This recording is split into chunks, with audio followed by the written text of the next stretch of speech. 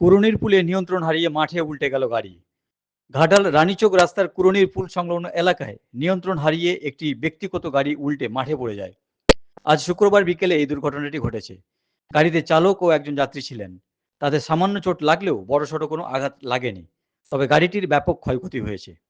বর্তমানে কুরুনির ঘাটে পুরনো সেতুটি ভেঙে দিয়ে নতুন একটি সেতু নির্মাণের কাজ চলছে।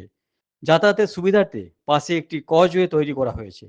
প্রত্যক্ষদর্শীদের দাবি, ওই কজওয়ে দিয়ে ওঠার সময় চালক নিয়ন্ত্রণ হারালে গাড়িটি দুর্ঘটনার কবলে পড়ে। ভিডিওটি পাঠিয়েছেন অরূপ কর্মকার।